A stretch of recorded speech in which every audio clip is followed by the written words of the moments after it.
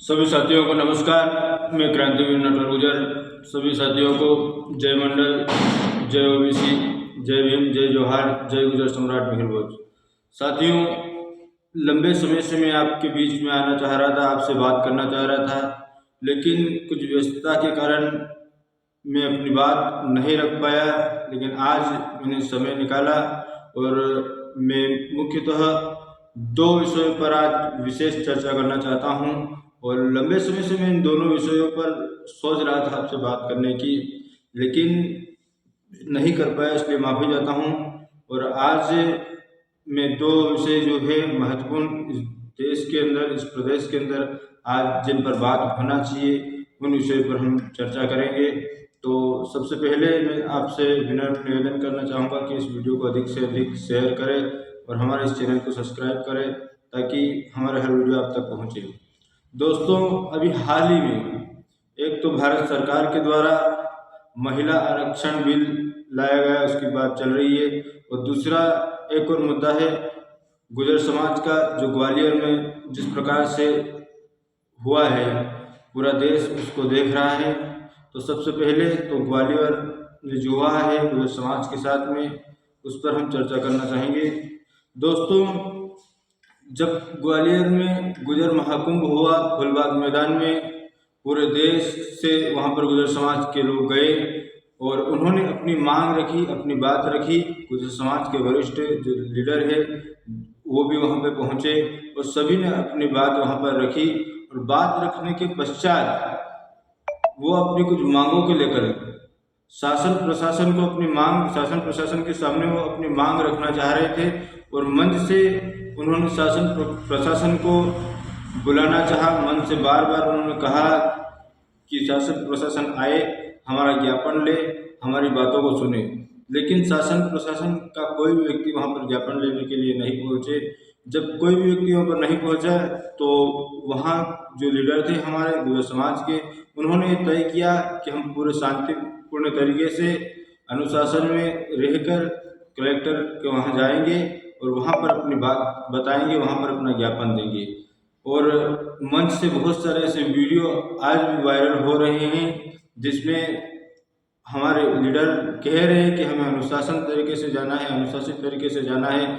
हम इस देश के संविधान को मानने वाले लोग हैं। हमने सदियों से इस देश के लिए, इस देश को बनाने के लिए और इस समाज के लिए और हमारे जो है इस मुल्क के लिए हमेशा ने हमें अपना बलिदान दिया है। हमेशा हमने इसकी रक्षा के लिए अपनी आहुति दी है।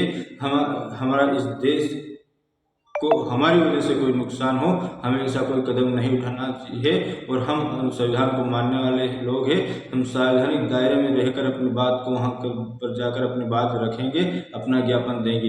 ये वीडियो वहाँ से वायरल भी हो रहे हैं और हमारे जो लीडर है उन्होंने जो समाज को बताया और वो शांतिपूर्ण तरीके से जब कलेक्टर कार्यालय पर पहुँचे तो वहाँ पर पुलिस प्रशासन के लोगों ने उनके ऊपर आंसू गैस के गोले छोड़े, उनके ऊपर फायरिंग की और जो है अन्य जो वाहन थे उन वाहनों की तोड़फोड़ की।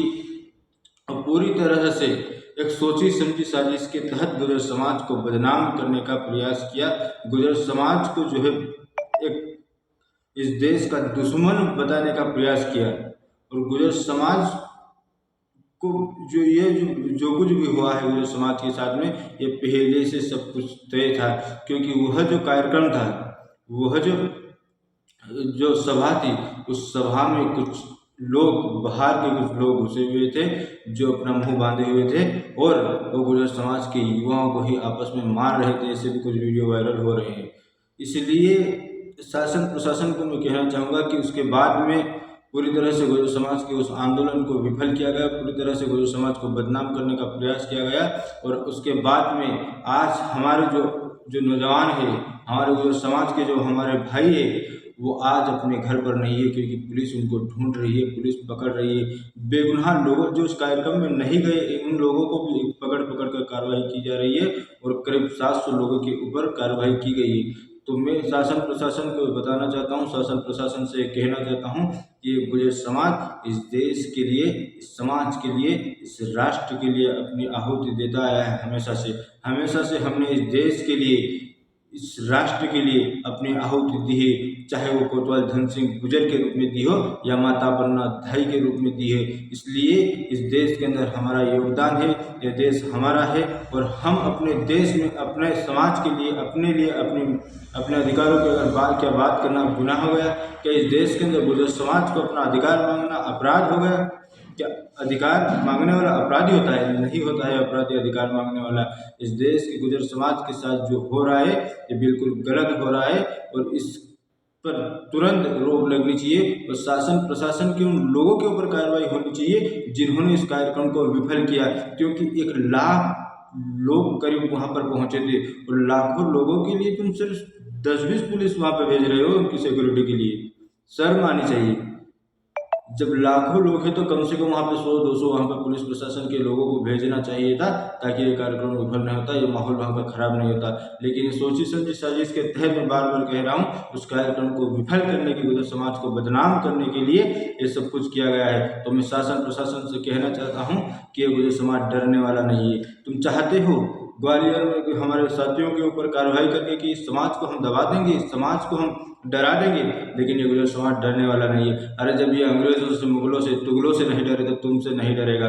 ये विदेशियों को इस देश से हमने भगाया है। इस देश के अंदर हमेशा से हमने अपनी आहुति दी है और आज अगर हमें अपने समाज के लिए, आज हमें अगर हमारे खुद अपने के लिए अगर हमें अपनी आहुति देना पड़े तो हम अपनी आहुति देंगे। और तुम आज 700 लोगों को जो है कार्रवाई करके गिरफ्तार करना चाह रहे हो, इंतजार कीजिए, बहुत जल्द पूरा देश का गुजर समाज ग्वालियर आएगा और अपनी गिरफ्तारी देगा। देखते हैं तुम्हारी जेल में कितनी जगह है। जरा अपनी जेलों को बढ़ा लीजिए, जेलों की संख्या, क्योंकि गुजर समाज झुकने वाला नहीं है। ये गुजर समाज अपने हकों के लिए, अपने अधिकार के लिए हमेशा से लड़ता आया है, लड़ रहा है और आगे भी लड़ता रहेगा। कोई ताकत नहीं है जो इस गुजर समाज को रोक दे।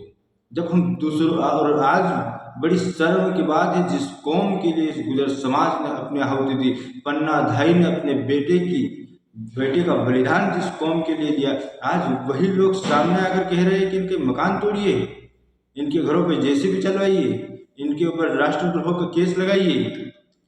मैं उनको कह देना चाहता हूँ कि इस गुजर समाज से दुश्मनी लेना तुमको बहुत महंगी पड़ेगी। इस देश का इतिहास उठाकर देख लीजिए, 1857 से लगाकर 1947 तक इस देश के गुजर समाज कभी भी अपने जो है कभी भी किसी विदेशी से समझौता नहीं किया है। हमेशा से ये लड़ाकू ये लड़े हैं इस देश के लिए और तुम्हारा इतिहास क्या है ये हम अच्छे से जानते हैं। इसलिए अपने औकात में रहिए, औकात से बाहर मत जाइए, इसी में आपका भला है। वरना इस देश के समाज से जो तुम दुश्मन ले रहे हो ये बहुत महंगी पड़ेगी। मुंह तोड़ जवाब देना हमें आता है और वक्त आने पर हम तुम्हें मुंह तोड़ जवाब देंगे। तो साथियों, मैं सिर्फ यही कहूँगा कि शासन प्रशासन जो भी कर रहा है ये गलत कर रहा है। इस देश के समाज के साथ में ऐसा नहीं करना चाहिए। और अगर तुम कर रहे हो तो मैं शासन प्रशासन से कह देना चाहता हूँ कि हम तैयार है जेल में जाने के लिए, हम तैयार है गोली खाने के लिए, हम तैयार है कोतवाल धन सिंह गुजर की तरह फांसी के फंदे पे झूलने के लिए, लेकिन हम समझौता नहीं करेंगे। हम पीठ दिखाने वाले नहीं है, सीने पे गोली खाने वाले लोग हैं। हम वो कौम है जिसने सैन्य का दूध पीकर अपना पालन किया है, इसलिए ये डरने वाली कौम नहीं है। दूसरी चीज बात जो है एक और महिला आरक्षण की स्वागत करते हैं। इस देश की महिलाओं को जो आरक्षण देने की जो बात की जा रही है बिल्कुल देना चाहिए और इस जो है बात का, इस बिल का हम स्वागत करते हैं। लेकिन जरा ये स्पष्ट होना चाहिए कि किन महिलाओं को आरक्षण दिया जाएगा। ये एक सोची समझी साजिश के तहत महिला आरक्षण के नाम पर सवर्णीकरण संसद और विधानसभा का करना चाह रहे हैं।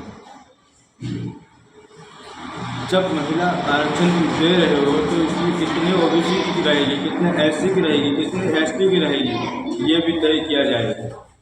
इस देश के अंदर लगभग 65% संख्या ओबीसी की है, पिछड़े वर्ग की है। तो 33% में जो भी उनकी भागीदारी के हिसाब से उनकी सीट बनती है उतनी ओबीसी महिलाओं को देनी चाहिए। जो भागीदारी जितनी संख्या इस देश के अंदर एससी एसटी की है उतनी उनको देना चाहिए। वरना बिना ओबीसी कि ये बिल हम कभी भी लागू नहीं होने देंगे, कभी भी इसका समर्थन नहीं करेंगे। ये 2 चीज़ थी।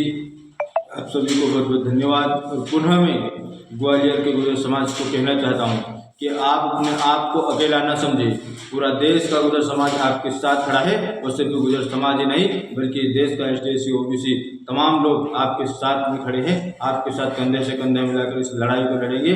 आप जो है आगे बढ़िए, पूरा देश आपके साथ है।